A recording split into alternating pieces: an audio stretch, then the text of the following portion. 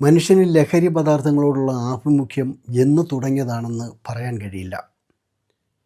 കാട്ടിലലഞ്ഞ മനുഷ്യൻ ആഹാരത്തിനായി ഭക്ഷ്യവസ്തുക്കൾ തിരഞ്ഞെടുക്കാൻ പലപ്പോഴും മൃഗങ്ങളെയും പക്ഷികളെയുമൊക്കെ മാതൃകയാക്കിയിട്ടുണ്ട്. അവ ഭക്ഷിക്കുന്നതൊക്കെ ഭയാശങ്കയില്ലാതെ കഴിക്കാമെന്നവനറിയാം.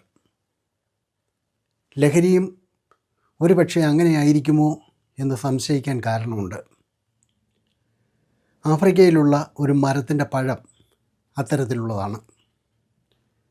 മാറുള എന്നറിയപ്പെടുന്ന ഈ മരം പടരുന്ന ഒരിനമാണ്. യൂട്യൂബിൽ സെർച്ച് ചെയ്താൽ ഇത് മൃഗങ്ങളിൽ ഉണ്ടാക്കുന്ന ലഹരിയുടെ തീവ്രത എത്രയാണെന്നറിയാം. പലതിൻ്റെയും കോപ്രായം കണ്ടാൽ അറിയാതെ നമ്മൾ ചിരിച്ചു പോകും. പഴയ ആനവയ്ക്ക് അടിച്ച് മുട്ടിലിഴയുന്ന മുഴുക്കുടിയന്മാർ പോലും തോറ്റുപോകും ഈ പഴത്തിൻ്റെ ലഹരിക്ക് മുന്നിൽ. അപ്പോൾ മാറുള്ളയുടെ വിശേഷങ്ങൾ അറിയാത്തവർക്ക് ലോകായനത്തിൻ്റെ പുതിയൊരു വീഡിയോയിലേക്ക് സ്വാഗതം.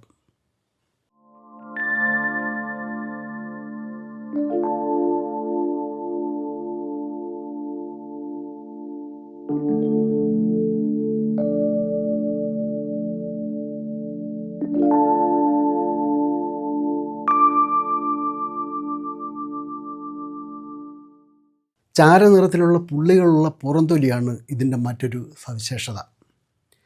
പ്രത്യേകമായും താഴ്ന്നതും തുറന്നതുമായ വനപ്രദേശങ്ങളിലാണ് പൊതുവെ ഇവ കാണപ്പെടുന്നത്.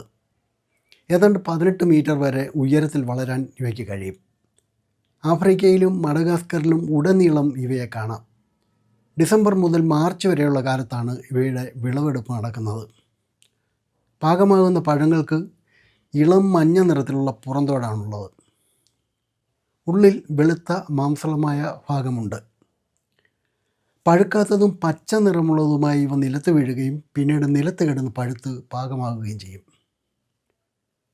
അങ്ങനെ വീണ് പഴുക്കുന്നവയ്ക്ക് ചെറിയൊരു പുളിപ്പുണ്ടാവും. ഇവയ്ക്ക് വേറിട്ടൊരു രുചിയാണ് ഉണ്ടാവുക. ഉള്ളിൽ വാൽനട്ടിൻ്റെ വലിപ്പമുള്ളതും കട്ടിയുള്ള പുറന്തോടുള്ളതുമായ ഒരു എൻഡോകാർപ്പ് എന്ന കാമ്പ് ഉണ്ടാവും. കല്ല് പോലെയുള്ള ഇവ ഉണങ്ങുമ്പോൾ ഒരറ്റത്ത് 2 അല്ലെങ്കിൽ ചിലപ്പോൾ 3 ചെറിയ വൃത്താകൃതിയിലുള്ള പ്ലഗുകൾ പൊട്ടിക്കുന്നതിലൂടെ വിത്തുകൾ തുറന്നു കിട്ടും. പഴങ്ങൾ അവയുടെ എൻഡോകാർപ്പിനുള്ളിൽ ഒരു വിത്ത് പൊതിഞ്ഞിരിക്കുന്ന ഡ്രൂപ്പുകളാണ്. വിത്തുകൾക്ക് നട്ടിൻ്റെ രുചിയാണ്.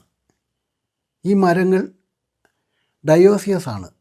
ആൺമരങ്ങൾ ഒരു അഗ്രഭാഗത്തുള്ള റെസീമിൽ ഒന്നിലധികം ആൺപൂക്കൾ ഉൽപ്പാദിപ്പിക്കും. ഇവയ്ക്ക് ചുവന്ന ദളങ്ങളാണുള്ളത്. ഓരോ പൂവിലും ഏകദേശം 20 കേസരങ്ങളുണ്ടാവും. അപൂർവ സന്ദർഭങ്ങളിൽ ഒരു ആൺപൂവിൽ ഒരു ഗൈനോസിയം ഉൽപ്പാദിപ്പിക്കാൻ കഴിയാറുണ്ട്. ഇത് അതിനെ ബൈസെക്ഷലാക്കുന്നു. പെൺപൂക്കളിൽ സ്വന്തം പൂന്തണ്ടിൽ വ്യക്തിഗതമായി വളരുന്ന സ്റ്റാമിനോഡുകൾ ഉണ്ടാകും. സ്ക്ലെറോകാരിയ ബിറിയയെ ബിറിയ, അഫ്ര, മൾട്ടിഫോളിയോലാറ്റ എന്നീ 3 ഉപജാതികളായി തിരിച്ചിരിക്കുന്നു. ഇവയുടെ ആകൃതിയിലും വലിപ്പത്തിലുള്ള മാറ്റങ്ങളാലാണ് ഈ ഉപജാതികളെ വേർതിരിച്ചറിയുന്നത്. ബിറിയ വടക്കൻ ആഫ്രിക്കയിലും അഫ്ര തെക്കൻ ആഫ്രിക്കയിലും മൾട്ടിഫോളിയോലാറ്റ ടാൻസാനിയയിലുമാണ് കാണപ്പെടുന്നത്. കഠിനമായ എന്നർത്ഥം വരുന്ന ക്ലെറോസ് എന്ന പുരാതന ഗ്രീക്ക് പദത്തിൽ നിന്നും കാഠിന്യം എന്നർത്ഥം വരുന്ന കാരിയോൺ എന്നതിൽ നിന്നുമാണ് സ്ക്ലെറോകാരിയ എന്ന പൊതുനാമം ഉണ്ടായത്. സെനഗലിലെ ഈ തരം വൃക്ഷത്തിൻ്റെ പൊതുനാമമായ ബിർ എന്നതിൽ നിന്നാണ് ബിറിയ എന്ന പ്രത്യേക വിശേഷണം ഉണ്ടായത്. മാമ്പഴം, കശുവണ്ടി, പിസ്ത, സുമാക് എന്നിവയെപ്പോലെ അനാകാർഡിയോസി എന്ന കുടുംബത്തിൽപ്പെട്ടതാണ് മരുള. മഡഗാസ്കറിലെ പൗപാർഷ്യ ജനുസുമായി അടുത്ത ബന്ധമുള്ളതാണ് ഈ മരം. ആഫ്രിക്കയിൽ പരമ്പരാഗതമായി ഭക്ഷണത്തിനായി ഉപയോഗിക്കുന്ന പഴമാണിത്. ഇതിന് ഗണ്യമായ സാമൂഹിക സാമ്പത്തിക പ്രാധാന്യങ്ങളുണ്ട്. പഴച്ചാറും പൾപ്പും വെള്ളത്തിൽ കലർത്തി 1 മുതൽ 3 വരെ ദിവസത്തിനുള്ളിൽ ഒരു പാത്രത്തിൽ സൂക്ഷിച്ച് പുളിപ്പിച്ച ശേഷം പരമ്പരാഗത മദ്യമായ മരുള ബിയർ ഉണ്ടാക്കുന്നു. പഴത്തിൽ നിന്ന് നിർമ്മിച്ച മദ്യം വാറ്റിയെടുത്ത മുറുള എന്ന പാനീയം ദക്ഷിണാഫ്രിക്കൻ എഴുത്തുകാരനായ ഹെർമൻ ചാൾസ് ബോൾസ്മാൻ്റെ കഥകളിൽ പരാമർശിക്കപ്പെടുന്നുണ്ട്. ചർമ്മത്തിൻ്റെ വരൾച്ച മാറ്റി മിനുസമുള്ളതാക്കാൻ മരുള എണ്ണ പ്രാദേശികമായി ധാരാളം ഉപയോഗിക്കുന്നു. കൂടാതെ ദക്ഷിണാഫ്രിക്കയിലെ സാൻ ജനതയുടെ ഭക്ഷ്യ എണ്ണയായും ഇത് ഉപയോഗിക്കുന്നുണ്ട്. അതുകൊണ്ട് തന്നെ ദക്ഷിണാഫ്രിക്കയിൽ മരുള മരം നന്നായി സംരക്ഷിക്കപ്പെടുന്നുമുണ്ട്. വ്യാവസായിക തലത്തിൽ മരുള മരത്തിൻ്റെ പഴങ്ങൾ കാട്ടിൽ നിന്ന് ശേഖരിക്കുന്നത് മരങ്ങൾ വളരുന്ന അതേ ഗ്രാമത്തിലെ അംഗങ്ങളാണ്. ഈ വിളവെടുപ്പും പഴങ്ങളുടെ വിൽപ്പനയും 1-2 മാസത്തിനുള്ളിൽ മാത്രമേ ഉണ്ടാകൂ. ദരിദ്രരായ ഗ്രാമീണർക്ക്, പ്രത്യേകിച്ച് സ്ത്രീകൾക്ക്, ഇതൊരു പ്രധാന വരുമാന മാർഗമാണ്. പഴങ്ങളുടെ പൾപ്പ്, പിപ്സ്, കേർണൽ ഓയിൽ എന്നിവ വേർതിരിച്ചെടുത്ത് വർഷം മുഴുവനും സൂക്ഷിക്കുന്ന സംസ്കരണ പ്ലാന്റുകളിലേക്ക് എത്തിക്കുന്നു. ദക്ഷിണാഫ്രിക്കയിലെ തനി മാംസഭുക്കുകളല്ലാത്ത മിക്കവാറും മൃഗങ്ങൾ മരുളയുടെ പഴം കഴിക്കാറുണ്ട്. ജിറാഫ്, കാണ്ടാമൃഗം, ആന, പന്നി, കുരങ്ങുകൾ എന്നിവയെല്ലാം മരുള മരത്തിൻ്റെ പഴം ഭക്ഷണമാക്കാറുണ്ട്. ആനകൾ ഇതിൻ്റെ ഒരു പ്രധാന ഉപഭോക്താക്കളാണ്. മരുളയുടെ പുറംതൊലി, കൊമ്പുകൾ, പഴങ്ങൾ എന്നിവയൊക്കെ ആനകൾ കഴിക്കും. ഇത് മരങ്ങളുടെ വ്യാപനത്തെ അതുമൂലം പരിമിതപ്പെടുത്താനും സാധ്യതയുണ്ട്. ഇവരുടെ ഉരസൽ കാരണം പുറംതൊലി കേടായത് മരുള മരത്തെ പെട്ടെന്ന് തിരിച്ചറിയാൻ സഹായിക്കും. ആനകൾ അവയുടെ വിസർജ്യത്തിൽ കൂടി മരുള വിത്തുകൾ വിതരണം ചെയ്യും.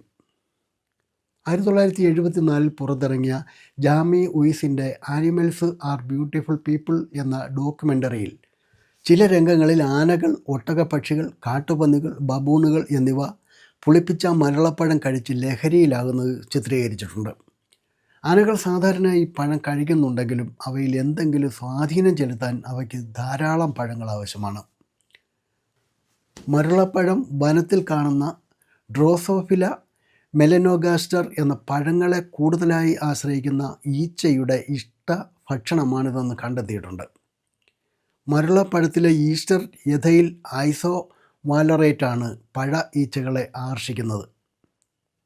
ആഫ്രിക്കൻ ആനകൾ മരുള മരത്തിൻ്റെ ഫലം വളരെ ആസ്വദിച്ചാണ് കഴിക്കുന്നത്. ആനകളുമായുള്ള മരുള മരത്തിൻ്റെ ബന്ധം കാരണം ഡിസ്റ്റിലർ അവയെ അവരുടെ ഉൽപ്പന്നത്തിൻ്റെ പ്രതീകമാക്കി മാറ്റുകയും ആന സംരക്ഷണ ശ്രമങ്ങളെ പിന്തുണയ്ക്കുകയും ചെയ്യുന്നു. 2002 ദക്ഷിണാഫ്രിക്കയിലെ ഡർബനിലുള്ള ക്വാസുലു നടാൽ സർവകലാശാലയിലെ പ്രൊഫസറായ റോബ് സ്ലോട്ടോവിൻ്റെ നേതൃത്വത്തിൽ അമരുള ആന ഗവേഷണ പരിപാടി ആരംഭിച്ചു. ആനകളുടെ ആവാസ വ്യവസ്ഥ സംരക്ഷിക്കുകയും കാട്ടിൽ അവയുടെ ഭാവി സുരക്ഷിതമാക്കുകയും ചെയ്യുക എന്ന ലക്ഷ്യത്തോടെ ആഫ്രിക്കൻ ആനകളുടെ ജീവിത രീതി, ചലനരീതി, പെരുമാറ്റം എന്നിവയെക്കുറിച്ചാണ് ഇത് പ്രാഥമികമായി ഗവേഷണം നടത്തുന്നത്. ദക്ഷിണാഫ്രിക്കയിൽ നിന്നുള്ള ഒരു ക്രീം മദ്യമാണ് അമരുള. പഞ്ചസാര, ക്രീം, ആഫ്രിക്കൻ സ്ക്ലെറോകാരിയ ബിറിയ എന്ന മരുളപ്പഴം എന്നിവ ചേർത്താണ് ഇത് നിർമ്മിക്കുന്നത്. ഇതിനെ പ്രാദേശികമായി ആനമരം എന്നും വിളിക്കാറുണ്ട്. ഇതിൽ 17% ആൽക്കഹോൾ അടങ്ങിയിട്ടുണ്ട്. അന്താരാഷ്ട്ര സ്പിരിറ്റ് റേറ്റിംഗ് മത്സരങ്ങളിലും വിജയിയായിട്ടുണ്ട്.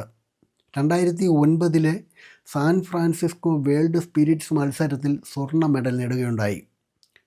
ഇതിന് ചെറുതായി കാരമലിൻ്റെ രുചിയാണുള്ളത്. അപ്പം മരുളയുടെ വിശേഷങ്ങൾ ഇവിടെ അവസാനിക്കുന്നു. മറ്റൊരു വിഷയവുമായി വീണ്ടും കാണാം. നന്ദി.